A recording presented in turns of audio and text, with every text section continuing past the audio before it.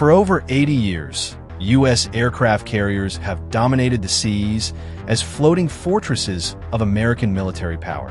But new hypersonic missiles from China and Russia could change everything. China has roughly 250 times the shipbuilding capacity of the United States. They have 50% of the shipbuilding capacity in the entire world, and the United States has 0.1%. The South China Sea, a vast expanse of water at the heart of global trade, is a place where international law, power, and tension intersect.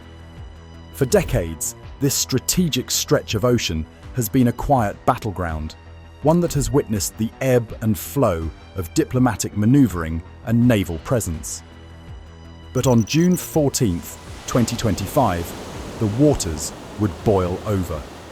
It was a seemingly routine patrol for the USS Princeton, a ship renowned for its cutting-edge radar and military capabilities.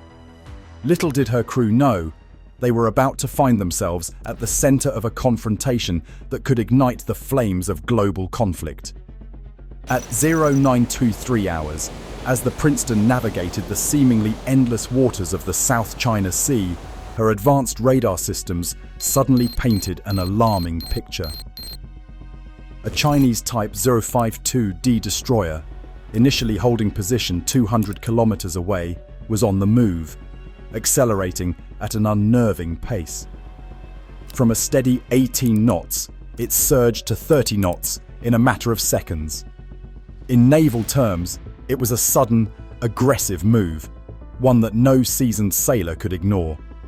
The Nimitz Carrier Strike Group was a symbol of American power, an armada of unmatched strength.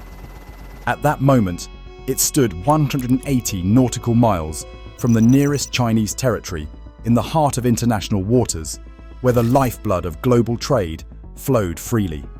This stretch of ocean was worth more than just the resources contained beneath its waves. It was the critical conduit for trade, with over $3.4 trillion in commerce passing through it annually. The US Navy's presence here was not just a show of power. It was an assertion of global freedom, ensuring the sea lanes remained open for all, including Chinese factories selling their goods to the world. The situation was evolving too quickly. What had once been a simple patrol suddenly became a confrontation, and the USS Princeton's crew, trained for moments like these, braced for the unknown. Unknown to the Americans, the captain of the Chinese ship, the John Chong, had just received orders from Beijing. Intercept the American vessel, provoke them into making the first move. The Chinese were determined to flex their muscles, to make a statement that the waters of the South China Sea were theirs to control. But as they soon would discover, the US Navy was not a foe to be underestimated. The USS Princeton, accompanied by the formidable Nimitz Carrier Strike Group, was a force that had kept the seas secure for over 7 decades. The United States Navy was unmatched in its experience and readiness for battle. And today, that would prove to be an insurmountable advantage. By 0926 hours, the Princeton's radar operators had successfully identified the Chinese destroyer. The target was now locked on, and the threat assessment was alarmingly clear, moderate to high. Inside the Princeton's Combat Information Center, CIC, the Tactical Action Officer surveyed the radar display with an air of calculated calm. With 122 vertical launch cells, the ship was more than capable of neutralizing any threat. The Princeton, armed with SM-6 missiles that could strike over 240 nautical miles away, stood ready to obliterate any potential adversary. At 0930 hours, the threat data was shared across the entire Nimitz Strike Group.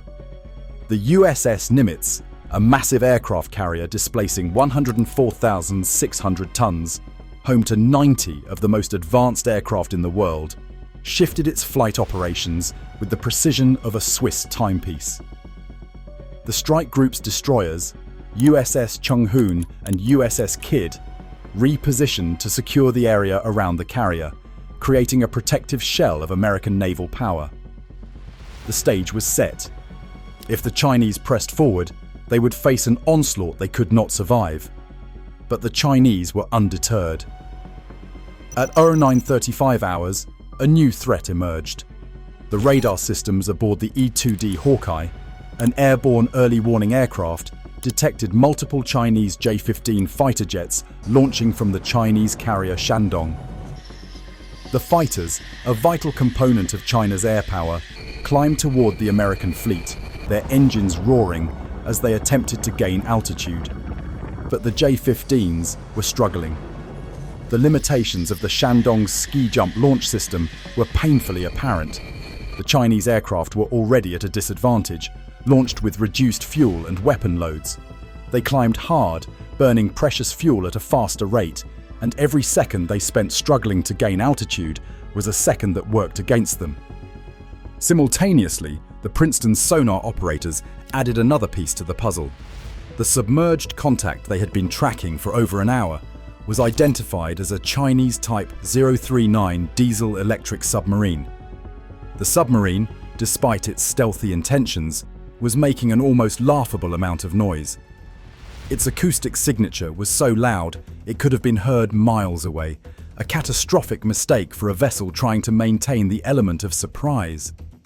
It was clear now, the Chinese were not just testing the American forces, they were throwing everything they had into an intimidation campaign. They had deployed outdated surface ships, underpowered carrier aircraft, and a clumsy, noisy submarine. Pieces of a military force that were decades behind the American fleet. But the Americans were calm. The US Navy's presence in these waters was no accident. For over 100 years, American forces had ruled the waves, ensuring that global trade continued without interruption. The Chinese forces had just made the grave mistake of challenging the wrong opponent in the wrong theater of operations. As the situation unfolded, the US Navy's response was a model of professionalism and calculated restraint. By 09:47 hours, the Chinese destroyer had locked its fire control radar onto the USS Nimitz. This was a serious escalation, a clear provocation. Yet, the response from the Princeton's crew was deliberate and measured. They were not reacting in panic. The fire control radar systems aboard the Princeton remained in standby mode, ready to unleash a devastating barrage of SM-6 and SM-2 missiles if the situation escalated further. At that moment, every detail of the confrontation was documented. Timestamps, signal characteristics, bearing data, all crucial information that would be invaluable if this engagement turned kinetic. The Chinese destroyer had crossed a line, but it had not yet triggered a shooting war. The Americans waited, disciplined, ready for whatever came next. In the air, the tension reached a boiling point. A Chinese J-15 pilot attempted to intimidate an FA-18E Super Hornet by making a close pass, a maneuver known as a thump. The American pilot, trained at Top Gun, responded in a way only the most experienced aviators could. He rolled inverted and closed in on the Chinese fighter, establishing a perfect firing solution. The Chinese pilot had placed himself in the Hornet's sights.